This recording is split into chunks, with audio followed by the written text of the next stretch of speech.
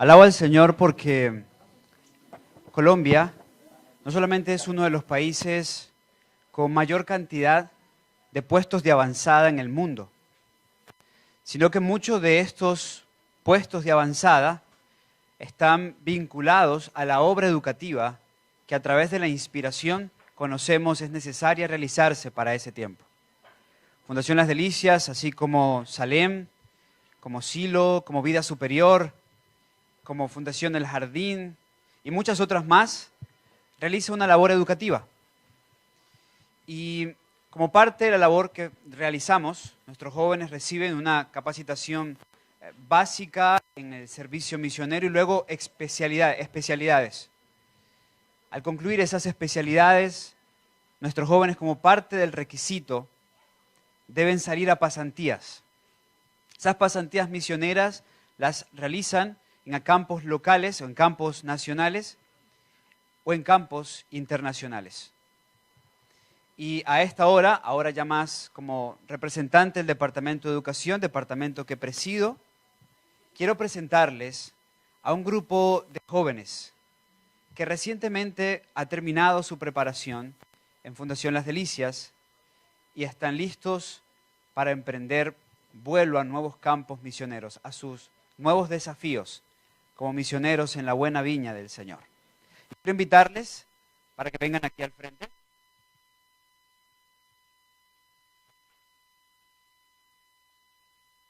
La mayoría de ellos ha terminado recientemente su formación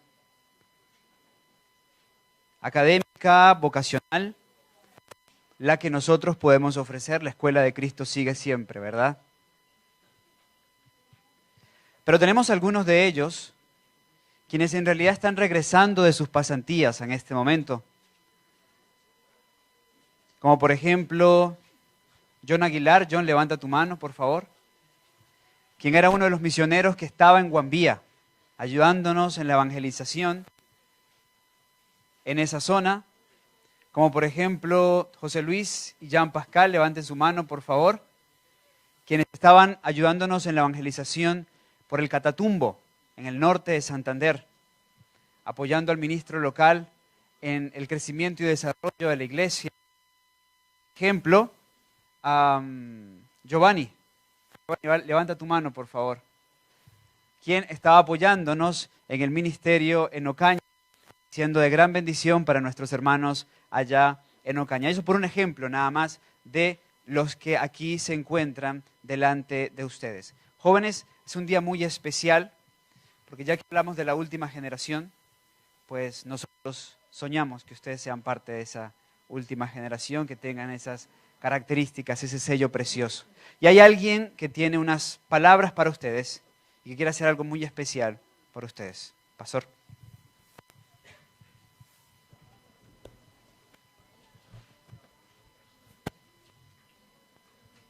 Feliz sábado. Las palabras que tengo van dirigidas a este grupo distinguido de jóvenes que van a salir a diferentes lugares para testificar por el Señor. Quiero leer un pasaje que encontramos en el 2 de Corintios, el capítulo 11, y empezando en el versículo 22, donde el apóstol Pablo describe las vicisitudes que él sufrió cuando salió a testificar. Dice así: ¿son hebreos? Yo también. ¿Son israelitas? Yo también. ¿Son descendientes de Abraham? También yo. ¿Son ministros de Cristo? Yo más. En trabajos más abundantes, en azotes sin número, en cárceles más, en peligro de muerte muchas veces. De los judíos 5 veces he recibido 40 azotes menos 1. 3 veces he sido azotado con varas. 1 vez apedreado. 3 veces he padecido naufragio. 1 noche y 1 día he estado como náufrago en alta mar.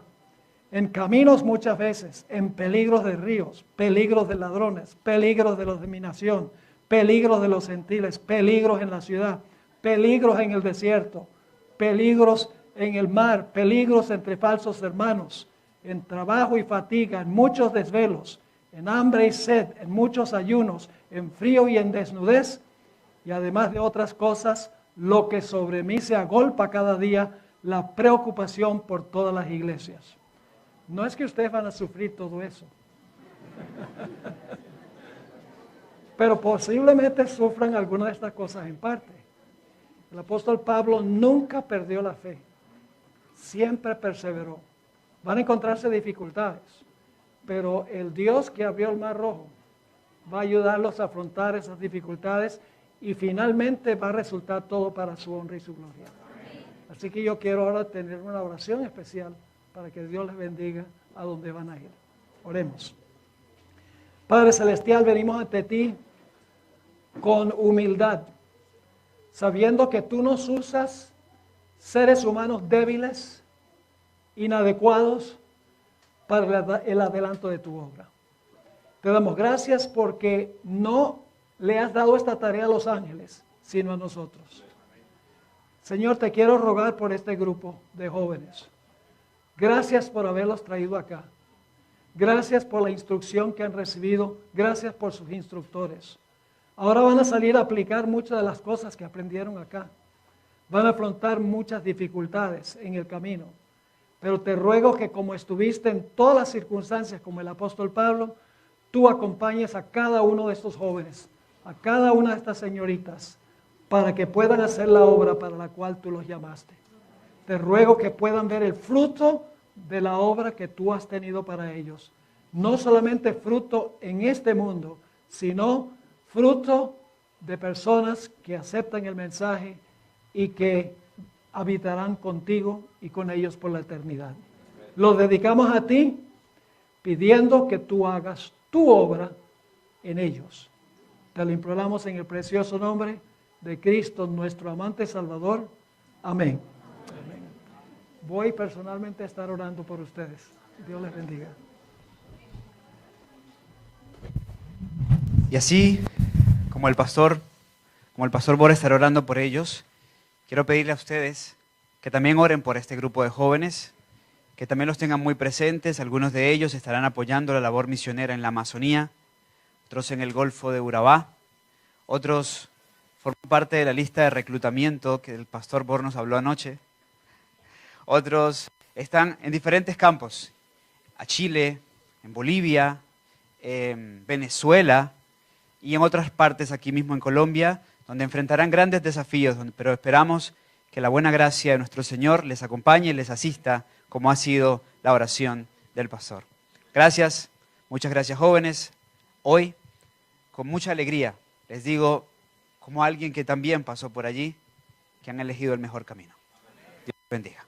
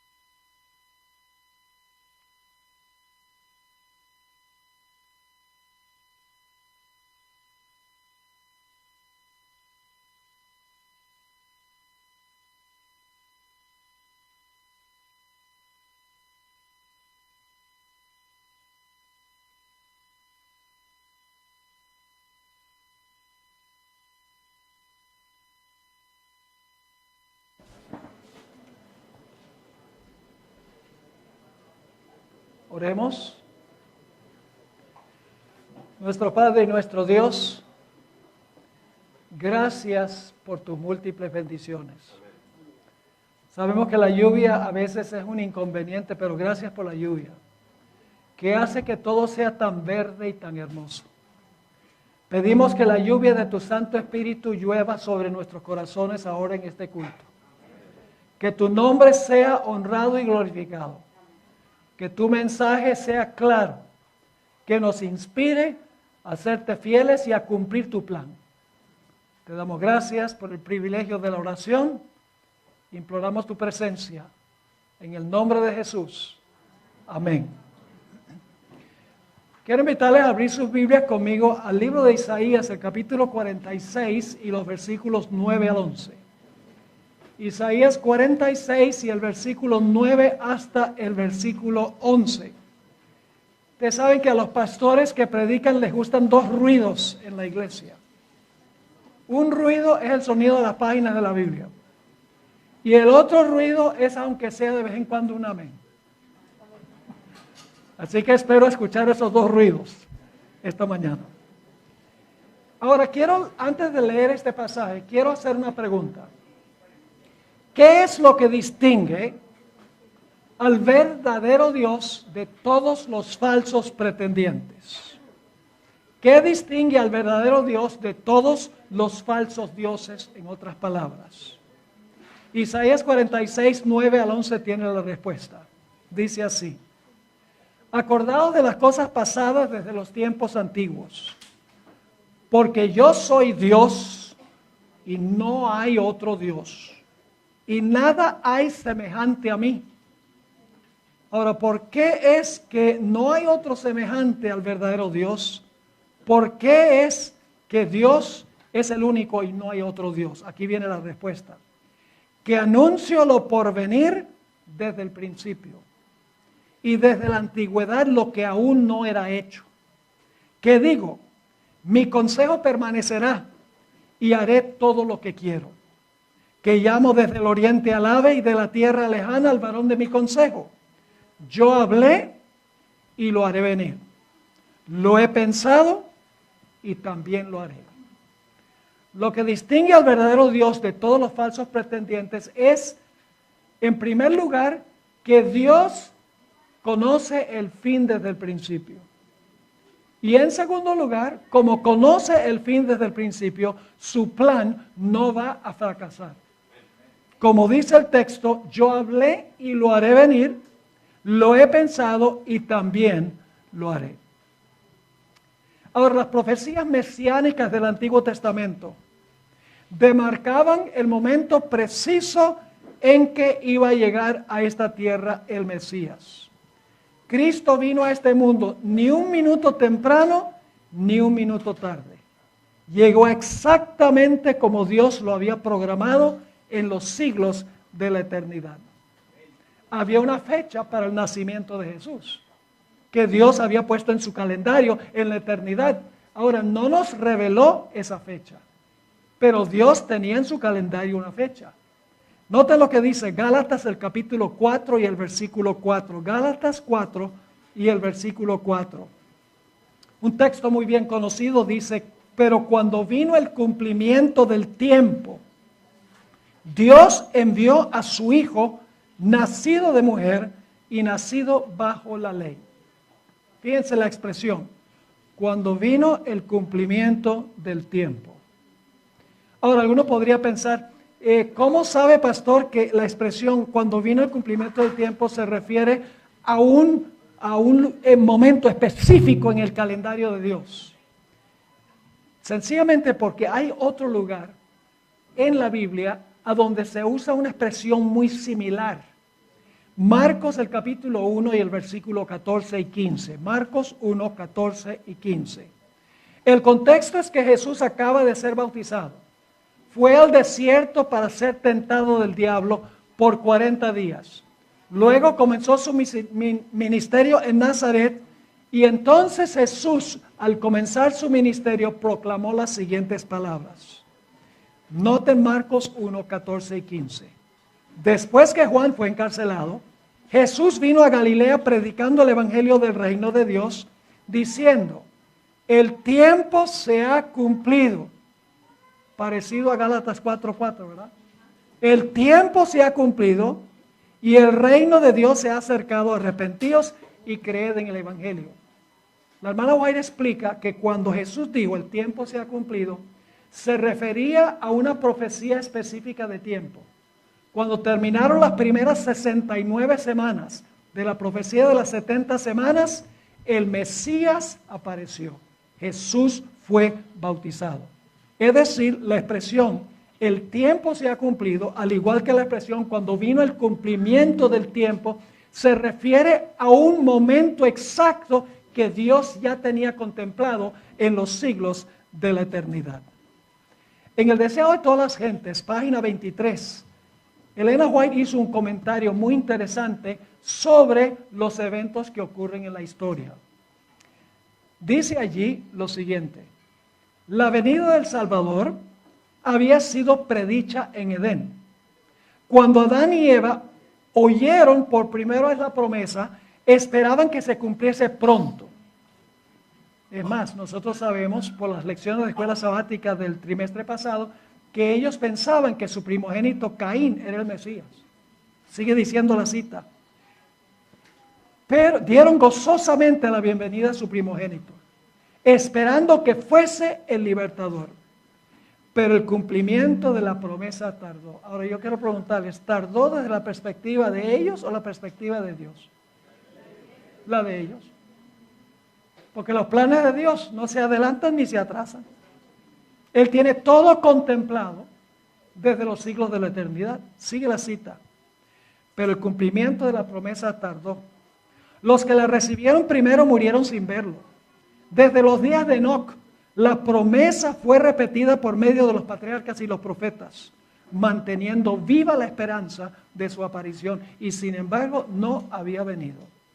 La profecía de Daniel, se refiere a Daniel 9, revelaba el tiempo de su advenimiento, pero no todos interpretaban correctamente el pasaje. Transcurrió un siglo tras otro, y las voces de los profetas cesaron. La mano del opresor pesaba sobre Israel y muchos estaban listos para exclamar: se han prolongado los días y fracasa toda visión. Ahora viene la parte clave de la cita. Pero, como las estrellas en la vasta órbita de su derrotero señalado, los propósitos de Dios no conocen ni premura ni demora. Dios no adelanta sus planes y Dios no atrasa sus planes. Yo pregunto, ¿creen ustedes que Dios conoce la fecha de la segunda venida? ¿Cuántos creen que Dios conoce la fecha de la segunda venida? Bueno, lo dice en Marcos, el capítulo 13 y el versículo 32. Jesús dice, los ángeles no lo saben, el Hijo en ese momento no lo sabía, dice solamente el Padre lo sabe. Es decir, Dios tiene una fecha para la segunda venida. Él la tiene en su calendario. Entonces alguno dice, pero pastor, ¿qué quiere decir el Espíritu de profecía cuando dice que nosotros podemos apresurar la segunda venida? Les voy a explicar. Yo pregunto, ¿sabía Dios el momento en que su pueblo iba a estar listo para la segunda venida? ¿Ustedes creen que Dios sabía cuándo su pueblo iba a estar listo para la segunda venida? Claro que sí. Ahora, si Él hubiera sabido que el pueblo iba a estar listo antes, esa es la fecha que hubiera puesto en el calendario. Pero como Él sabía que nosotros no íbamos a estar listos, Dios no corre la fecha. Nosotros pensamos que es demora, pero en realidad no es demora. Dios tiene una fecha exacta para la segunda venida. No nos ha revelado esa fecha a nosotros, porque esperaríamos hasta última hora. Ahora, fíjense, cada detalle de la vida terrenal de Cristo Jesús ya había sido planeado desde los siglos de la eternidad. El Padre, en consulta con su Hijo, se sentaron a planificar todo el ministerio terrenal de Cristo Jesús en el más pequeño detalle en los siglos de la eternidad. Había una fecha exacta para todo lo que iba a ocurrir. Por eso Jesús, cuando estuvo en la tierra, por ejemplo en Juan 5:30, y aparece muchas veces en el Evangelio según San Juan, Jesús dijo, no puedo yo hacer nada por mí mismo. Según oigo, así juzgo. Y mi juicio es justo porque no busco mi voluntad, sino la voluntad del que me envió, la del Padre. Ahora hay un punto muy importante. Y es que antes que Jesús viniera a esta tierra, Él vio todo el plan. Porque Él se sentó con el Padre a elaborar el plan. Pero mientras Jesús estuvo en la tierra, el Padre le revelaba de día en día cuál era el plan para ese día específico. Cuando Jesús estuvo en la tierra, Él no tenía el conocimiento de todo el plan. El Padre le revelaba cada día qué debía hacer, qué debía decir el Señor Jesucristo en ese momento. ¿Y cómo le revelaba el Padre a Jesús? ¿Qué debía hacer? ¿Qué debía, dónde debía ir? ¿Qué debía decir? ¿Cómo sabía Jesús eso? ¿Cómo se lo revelaba el Padre de día en día? De 5 maneras. En primer lugar, Jesús tenía una vida íntima de oración con su Padre. A través de la oración, Jesús cada día le rogaba al Padre que le mostrara cuál era su plan para ese día que había estado en el calendario de Dios desde los siglos de la eternidad. En segundo lugar, por el estudio de las Escrituras. Jesús conocía las Escrituras al derecho y al revés. Él sabía todo lo que debía cumplir de acuerdo al plan de Dios. En tercer lugar, las ceremonias en el templo. El Señor Jesucristo, al ver los sacrificios, al ver las ofrendas, al ver el humo del incienso ascendiendo, el Señor Jesucristo sabía que todo eso tenía algo que ver con su existencia, con su ministerio. También el Padre, a través de los actos providenciales diarios, el Padre ponía en contacto con Jesús a ciertas personas y luego le revelaba qué debía decir a esas personas. El quinto método era a través de una relación íntima con la naturaleza. El Señor Jesucristo, muchas de sus parábolas vinieron de lecciones de la naturaleza, porque el Señor Jesucristo aprendió de la naturaleza y luego usó este medio para enseñar cuál es la voluntad y el plan de Dios. Tenemos un ejemplo de cómo el Señor Jesucristo actuó en el momento exacto de acuerdo al plan que Dios estableció en la eternidad en la curación del ciego de nacimiento. La historia está en Juan el capítulo 9. Vinieron y le dijeron a Jesús, ¿quién pecó, este o sus padres, para que naciera ciego? Y el Señor Jesucristo en su respuesta indicó que ese ciego había nacido para ese momento específico cuando Jesús lo sanó. El Señor Jesucristo respondió en Juan 9 y el versículo 4, no es que éste pecó, ni sus padres, sino para que las obras de Dios se manifiesten en él. Nació para ese momento, para ese encuentro con el Señor Jesucristo, de acuerdo al plan que se había elaborado desde los siglos de la eternidad, porque el Padre ya sabía todo lo que iba a ocurrir en el curso de la historia. Ahora ustedes saben que varias veces durante el ministerio de Jesús, el Señor Jesucristo dijo, aún no ha llegado mi tiempo, aún no ha llegado mi hora. ¿Recuerdan todas las veces que menciona la Biblia eso? Vamos a examinar algunas de esas referencias. La mayoría se encuentra en el Evangelio según San Juan. Vamos a Juan, el capítulo 2 y el versículo 4. Juan 2 y el versículo 4. Aquí Jesús está en las bodas de Caná. Se acaba lo que sabemos que es jugo de uva. Le dicen vino, pero el Espíritu Profecía dice, se acaba el jugo de uva. Y viene la mamá de Jesús y le dice, se acabó el jugo de uva, se acabó el vino. Y noten lo que le respondió el Señor Jesucristo. Este es el comienzo de su ministerio, su primer milagro. Le dijo, ¿qué tienes conmigo, mujer? Aún no ha venido, ¿qué? Aún no ha venido mi hora. La próxima referencia es Juan 7 y el versículo 6 y el versículo 8. Juan 7, 6 y 8. Los hermanos de Jesús le han dicho a Jesús, ve a Jerusalén para celebrar la fiesta de los tabernáculos. Y fíjense lo que respondió Jesús. Mi tiempo aún no ha llegado, mas vuestro tiempo está presto. Y luego el versículo 8 dice, Jesús a sus hermanos, subid vosotros a la fiesta. Ahora esto es muy importante. Yo no subo todavía a esa fiesta, porque Jesús fue a la fiesta, pero no en ese momento.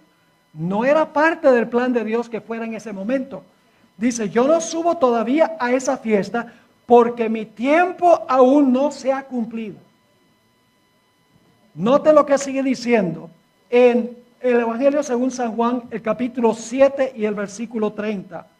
Jesús le dijo a un grupo de judíos, mi Padre me ha enviado al mundo, y se enojaron con él. Y dice en Juan 7 y el versículo 30, entonces procuraban prenderle, pero ninguno le echó mano, porque aún no había llegado su hora. Yo pregunto, ¿varias veces en el ministerio de Jesús procuraron arrestarlo? ¿Los líderes? Claro que sí. ¿Por qué no pudieron? Porque aún no había llegado su hora para que lo prendieran. Nota en Juan 8:20, otro lugar donde dice que en realidad no pudieron arrestarlo por esa razón. Dice en Juan 8 y el versículo 20, estas palabras habló Jesús en el lugar de las ofrendas, enseñando en el templo. Y nadie le prendió porque aún no había llegado, ¿qué? Su hora. ¿Tenía Jesús una hora para hacer todas las cosas? ¿Cómo no? Ahora, vamos al pasaje más importante. Juan 11 y el versículo 5 al 10. Juan 11, 5 al 10. Y vamos a desmenuzar este pasaje. Dice allí, en cuanto a la resurrección de Lázaro, y amaba Jesús a Marta, a su hermana y a Lázaro. Paremos un momento allí. Si ustedes tuvieran algún familiar que está gravemente enfermo, ¿qué es lo primero que harían? Se montarían en un avión para ir allá antes que se muriera. Claro que sí, si aman al familiar. Pero fíjense lo que hace Jesús. Dice, cuando yo pues que estaba enfermo, se quedó 2 días más en el lugar donde estaba. Vaya, qué amor, ¿eh? ¿Por qué se quedó Jesús 2 días más? Porque Dios tenía un plan, jóvenes, Dios tenía un plan. ¿Saben que la hermana White dice que si Jesús hubiera ido al lecho de Lázaro, lo hubiera sanado? Porque la enfermedad no podía estar en la presencia de Jesús. La hermana White dice que a veces Jesús pasaba por una aldea y cuando salía al otro lado no quedaba ni un solo enfermo en la ciudad, porque la enfermedad no puede coexistir con el dador de la vida. Fíjense, la hermana White escribió en el Deseado de todas las gentes, página 486, si Cristo hubiese estado en la pieza del enfermo, Lázaro no habría muerto, porque Satanás no hubiera tenido poder sobre él. La muerte no podría haber lanzado su dardo contra Lázaro en presencia del dador de la vida. Por lo tanto, Cristo permaneció lejos. Ahora escuchen, si le hubiese devuelto la salud cuando estaba enfermo, el milagro que llegó a ser la evidencia más positiva de su carácter divino no se habría realizado. Jesús sí había sanado a 2 personas antes que resucitado 2 personas antes que Lázaro. Pero lo que decían los dirigentes judíos era, recién murieron, esos no estaban muertos. Pero en el caso de Lázaro, no podían decir eso, porque llevaba 4 días de muerto. Es decir, este milagro mostró más que cualquier otro que Jesús era el Hijo de Dios y era el Mesías. Si Jesús se hubiera adelantado, se hubiera perdido la oportunidad de revelar lo que el Padre quería revelar. Ahora fíjense lo que sigue diciendo ahí en Juan 11. Ahora viene otra sorpresa. Luego después de esto dijo a los discípulos, vamos a Judea otra vez. Óigame, eso les cayó como un balde de agua fría. El agua aquí es bien fría, sabrosa. Les cayó, pero ¿cómo es que Jesús quiere ir otra vez a Judea? Si leen Juan 8, dice en Juan 8 que habían tratado de apedrear a Jesús cuando dijo, antes que Abraham fuese yo soy. Y en Juan 10, porque Jesús dijo, yo y el Padre uno somos, también recogieron piedras para apedrearlo en Judea. Y por lo tanto Jesús dice, vamos a Judea otra vez. Los discípulos dicen, no podemos entender qué es lo que él quiere. Sigue diciendo en el versículo 8, le dijeron los discípulos, Rabí, ahora procuraban los judíos apedrearte y otra vez vas allá. Y luego eso da una respuesta que parece ser un tanto enigmática, una respuesta sorpresiva que no parece tener nada que ver con lo que está ocurriendo. Fíjense el versículo 9. Respondió Jesús, ¿no tiene el día 12 horas? Bueno, ¿y qué tiene eso que ver con lo que acabamos de pintar?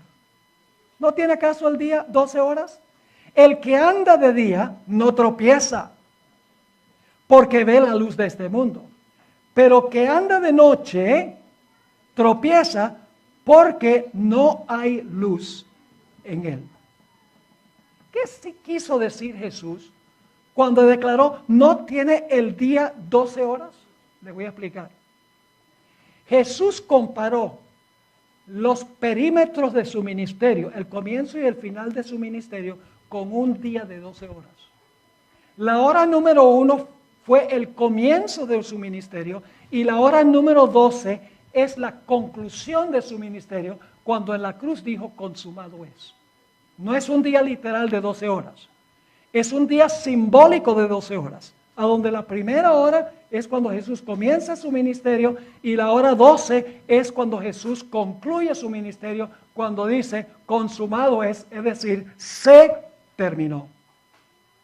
Ahora quiero leerles del Espíritu de Profecía una explicación interesante sobre lo que dijo Jesús. Deseo de todas las gentes, página 485. La hermana White escribió y está citando a Jesús: estoy bajo la dirección de mi Padre. Mientras hago su voluntad, mi vida está segura. Mis 12 horas del día no han terminado. ¿Cómo? Esto es 6 meses antes de la muerte de Cristo. Ya se está acercando la hora número 12. Dice, mis 12 horas del día no han terminado todavía. Ha empezado el último remanente de mi día. Pero mientras queda algo, estoy seguro. El que anda en la senda de su propia elección, donde Dios no le ha llamado, tropezará. Para él, el día se convierte en noche y donde quiera que esté, no estará seguro. Jesús está diciendo, no me pueden arrestar 6 meses antes que llegue la hora número 12. Porque sería contrario al plan del Padre. Mientras yo siga el plan del Padre, mientras yo ande en la luz, no importa lo que yo haga, no me pueden poner un solo dedo encima. Eso es lo que está diciendo. También explica en el Deseado de todas las gentes, página 486, en cuanto a Tomás.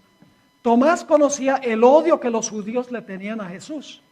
Tenían como objetivo matarlo, pero este propósito no había tenido éxito, porque le quedaba todavía una parte del tiempo que el Padre le había establecido.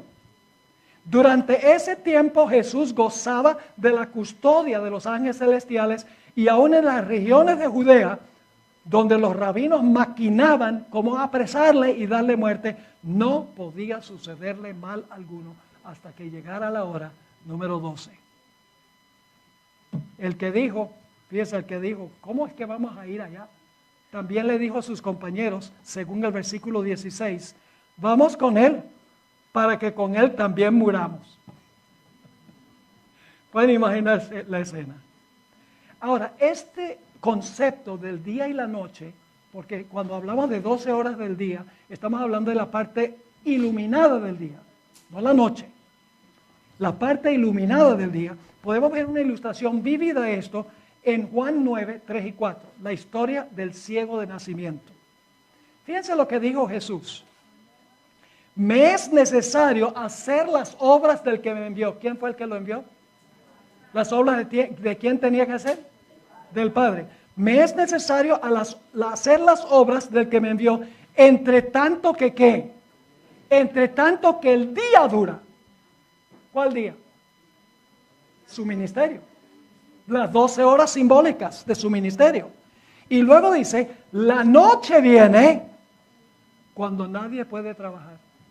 Yo pregunto, cuando Jesús dijo en la cruz, consumado es, ¿había terminado su trabajo de salvación, de ganar la salvación? Sí. Jesús dice, ¿cuándo arrestaron a Jesús? Literalmente de noche, ¿verdad que sí?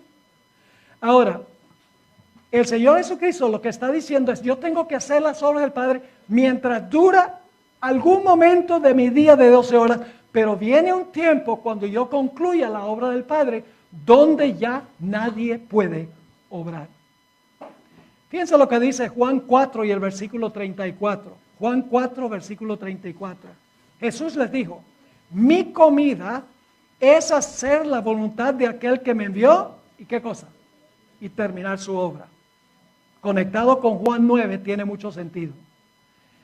Ahora fíjense que al final de su ministerio, durante la última semana de su ministerio, Jesús cambió su expresión. Hasta ese momento Jesús había dicho, no ha llegado mi tiempo, no ha llegado mi hora. No me pueden arrestar mientras la hora número 12 no haya llegado. Pero en la última semana de su ministerio, ahora Jesús cambia y dice, la hora llegó.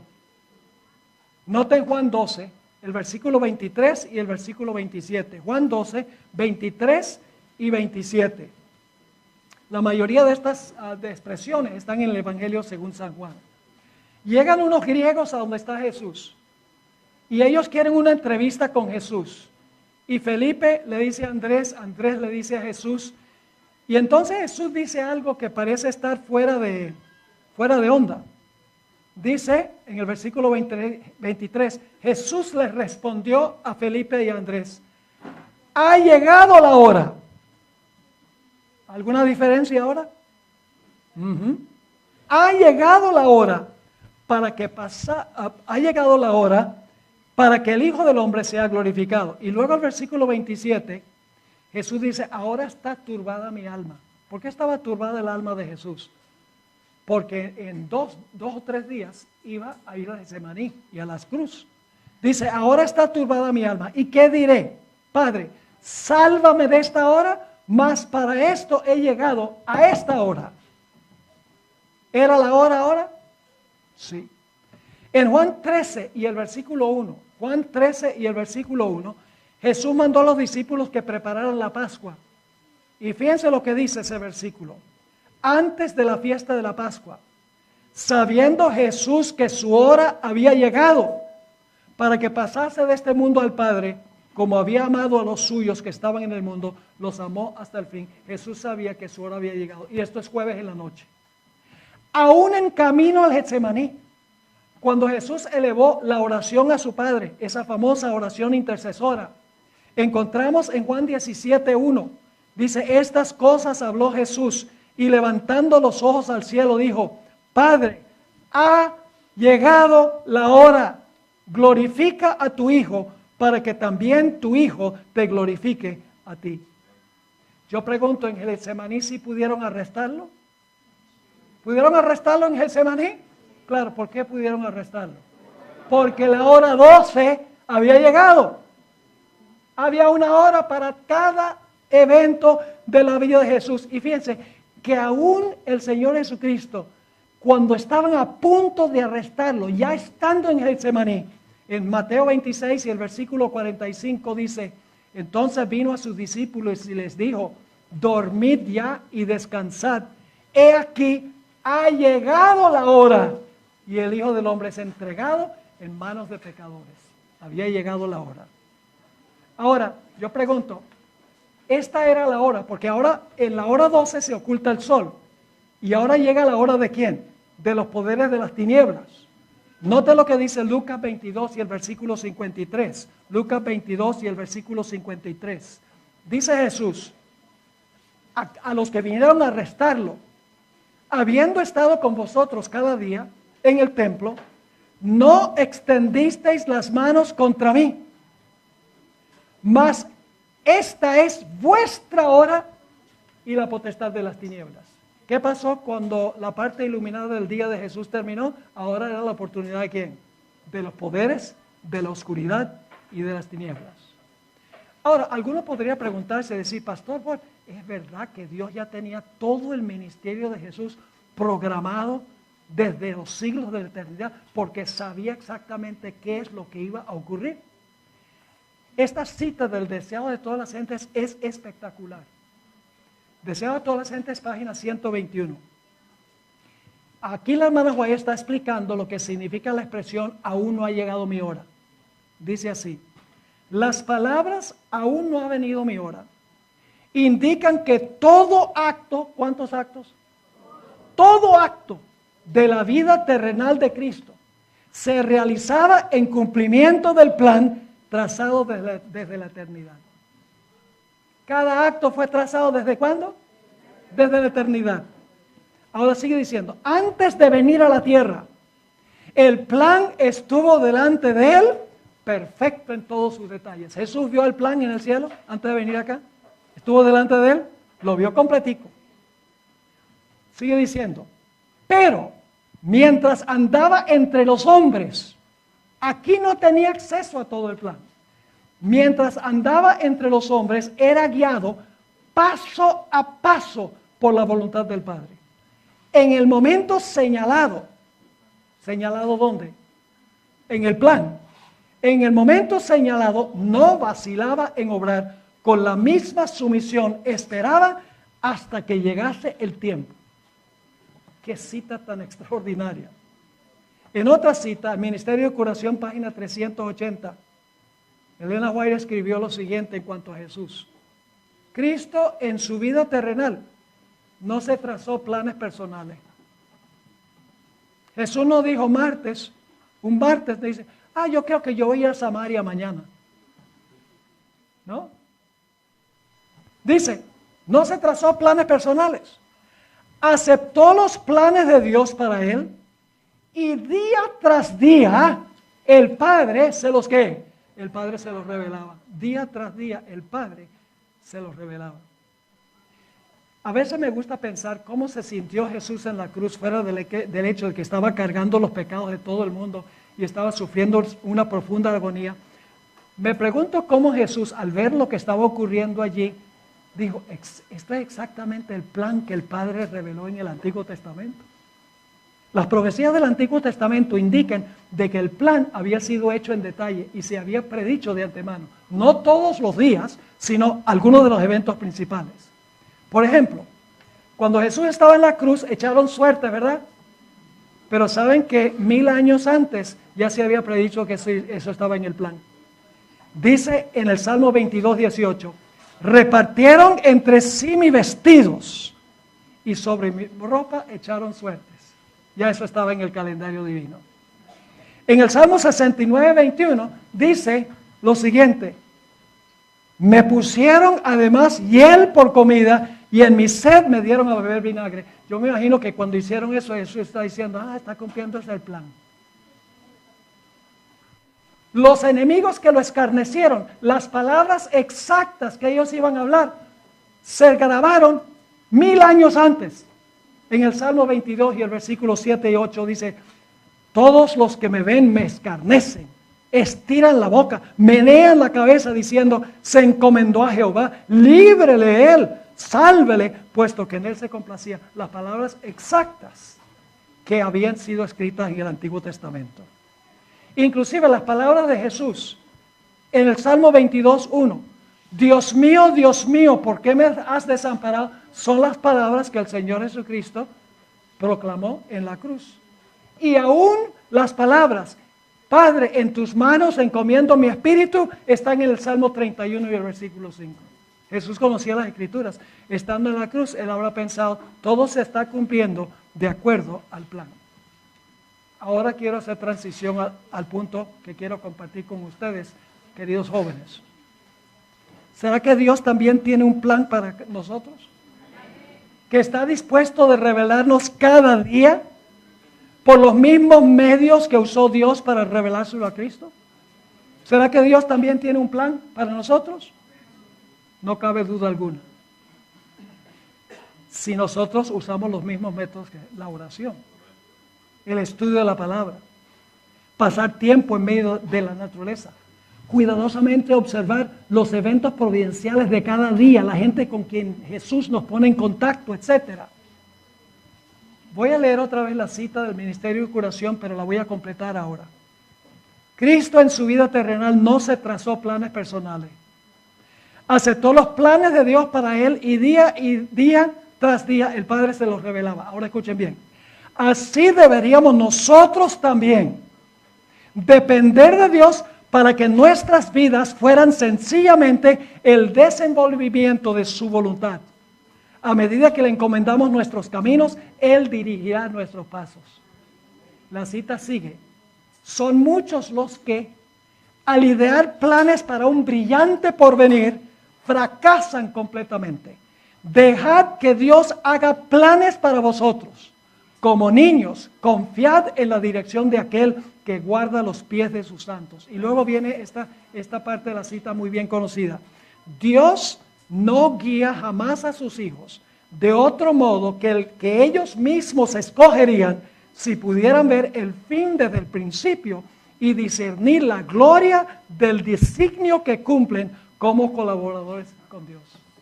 Si nosotros pudiéramos ver los eventos mirando hacia atrás, más bien que mirando hacia adelante, no escogeríamos ningún camino que el que escogió Dios para nosotros. Esto se ilustra, por ejemplo, en la historia de José. Y lo voy a cubrir rápidamente. Dios le dio dos sueños a José. ¿Ustedes recuerdan? Sol, luna y estrellas, las espigas. Y José le dice a sus hermanos y a su padre, ustedes van a venir y se van a inclinar a mí. Los hermanos no quisieron nada para eso. Se enojaron más todavía. Y entonces José creyó lo que Dios decía, que su padre y sus hermanos iban a venir a inclinarse a él. Pero luego José es vendido por sus hermanos a Egipto. ¿Cómo se va a cumplir eso? ¿Cómo se van a cumplir esos sueños si ahora voy como esclavo a Egipto? Pero la sierva de Dios dice que cuando estaba en camino, él a Egipto, vio las tiendas de su padre en la lejanía y se propuso que, aunque no entendía cómo se iba a cumplir el plan de Dios, se propuso de que él iba a seguir el plan de Dios paso a paso, sin cuestionar. Terminó allá en la casa de Potifar. ¿Saben por qué? Porque tenía que aprender administración. Llegó a ser tan buen administrador que Potifar no se preocupaba sino por la comida que estaba en la mesa. Pero ahora fíjense lo interesante, que llegó a ser tan buen administrador que Satanás dice, esto no me conviene. Así que usó a la mujer de Potifar para acusar a José y ahora José termina en la cárcel. José podría haber dicho, pero ¿qué está pasando aquí? Yo soy un joven que me he consagrado al Señor, me venden como esclavo y ahora termino en la cárcel. ¿Qué justicia hay en eso? Podría haberlo hecho, pero él dijo, Dios tiene un plan. No entiendo todo el plan, pero Dios tiene un plan. En la cárcel pulió sus capacidades como administrador, de tal manera que casi se vuelve el carcelero. Ustedes pueden leer la historia. ¿Por qué terminó en la cárcel? Porque tenía que encontrarse con el panadero y el copero. La providencia de Dios está hablando. Tenían que encontrarse con el panadero y el copero. Y ellos tuvieron sueños, ustedes saben que lo que pasó. Y el panadero en 3 días estaba muerto. El copero fue a servir otra vez el vino de Faraón. Y le dijo al copero, mira, cuando vayas allá donde Faraón, dile algo bueno en cuanto a mí, porque estoy aquí injustamente. Y en señal de gratitud, el copero se le olvidó por 2 años. ¿Saben por qué?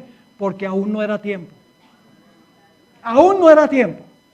José dice, voy con el plan. No entiendo el plan. Todo parece andar mal. No entiendo el plan, pero voy con el plan.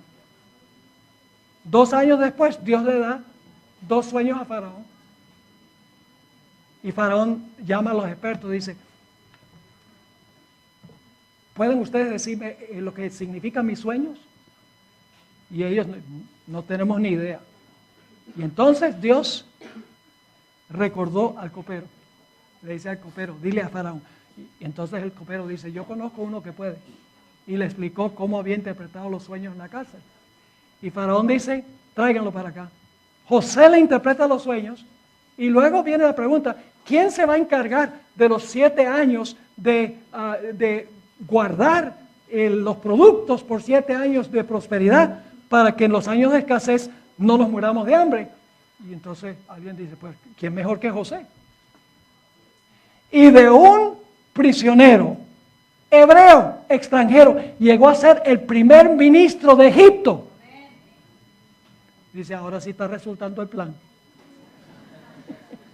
Pero la historia no termina allí. La historia nos dice que luego hay sequía en Canaán. Y sus hermanos tienen que venir.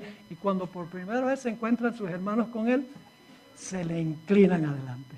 Y José dice, ahora veo cuál era el plan. Yo pregunto, ¿fue más fácil para José mirar el plan hacia atrás que hacia adelante? Claro que sí. ¿Creen que José hubiera escogido otro camino que el que escogió Dios para él? No. Porque mirando hacia atrás, nuestra vista es 20/20. Mirando hacia adelante, cuando estamos pasando problemas y dificultades, no podemos entender cuál es el plan de Dios, pero tenemos que proponernos de que vamos a seguir el plan cueste lo que cueste, no importa lo que suceda, Dios tiene un plan. Quiero terminar con esto. Para Dios todos somos importantes, pero no indispensables. ¿Oyeron lo que dije?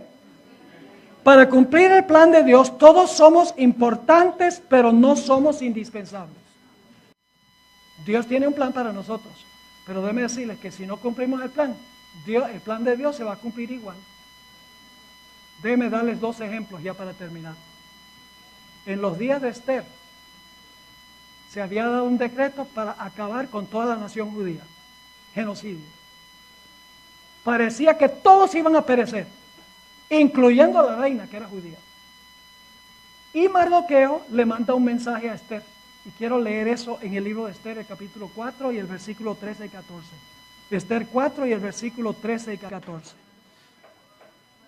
Entonces dijo Mardoqueo que respondiesen a Esther: no pienses que escaparás en la casa del rey más que cualquier otro judío. No creas que porque eres la reina, que no te van a matar siendo judía tú. Ahora escuchen. Porque si callas absolutamente en este tiempo, todos los judíos van a perecer. Eso no es lo que dice. Si callas absolutamente en este tiempo, respiro y liberación vendrá de alguna otra parte. Importante pero no indispensable. Mas tú y la casa de tus padres pereceréis. Y luego Mardoqueo dice: y quién sabe si para esta hora has llegado al reino. Quién sabe si Dios te colocó en el palacio para este momento. ¿Cuál fue la decisión de Esther? Esther dijo: voy con el plan. Yo sé que si yo voy ante el rey sin que me inviten, puede dar un decreto de que me maten. Pero si perezco, que perezca. Una última historia que ilustra lo contrario. En la historia temprana de la iglesia adventista, Dios llamó a 2 personas para ser profetas del remanente antes de llamar al linaje de White. Uno se llamaba William Foy y el otro se llamaba Hazen Foss. Ahora, Dios le dio la misma visión a Hazen Foss que le dio a la hermana White, su primera visión. Y Dios le dijo a Hazen Foss: mira, proclama lo que has visto al mundo. Y Hazen Foss dijo: no estoy dispuesto a hacerlo, porque el gran chasco de 1844, eso demostró que ese movimiento no era de Dios. Además, la gente ridiculiza hoy en día a los que profesan tener visiones, así que no estoy dispuesto de hacerlo. Dios volvió a decirle: Hazen, revélale a la gente lo que te ha sido revelado. Y nuevamente dijo: lo de 1844 fue un engaño, no estoy dispuesto a ser ridiculizado, y resistió. Cuando resistió la segunda vez, escuchó una voz que le dijo: has contristado al Espíritu del Señor. La voz lo asustó y horrorizado le dijo al Señor: ahora sí estoy dispuesto de compartir el mensaje que tú me diste.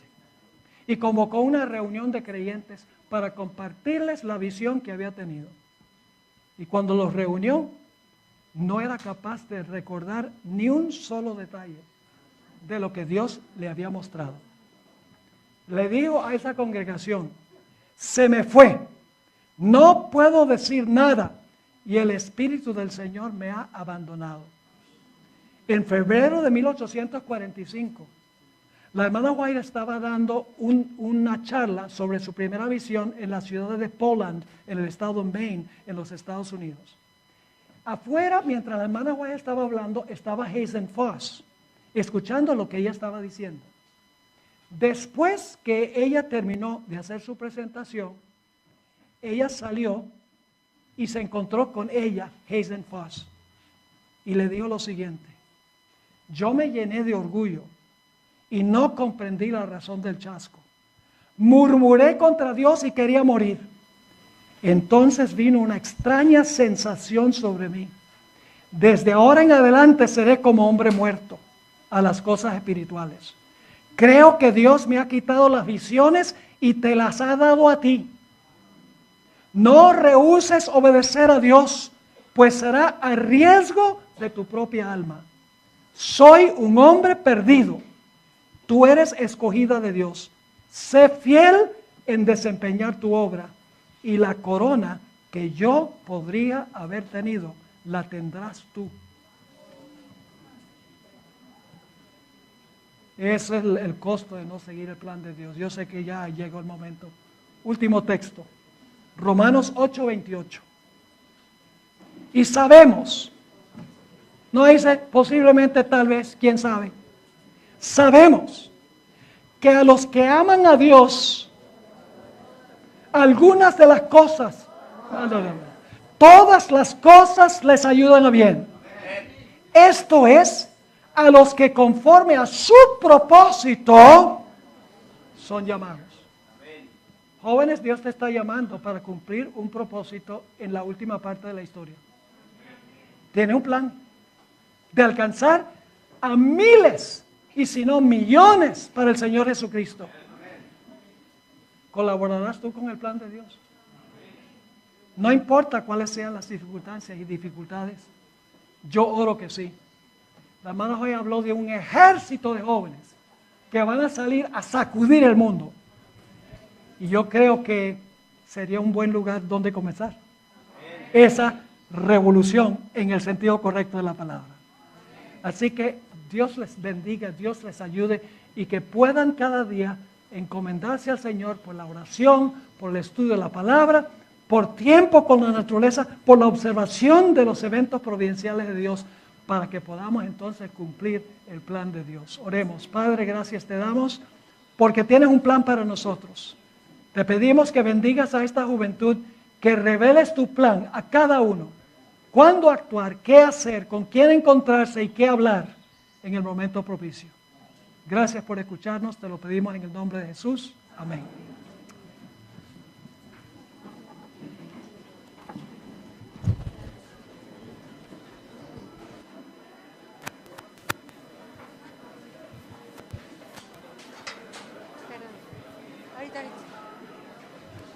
Hermanos, un momentito. Queríamos hacer un importante anuncio antes de que se vayan. Ustedes notan de que aquí hay 3 cámaras, 4, y pues estas cámaras lo han estado grabando ustedes y también a nosotros.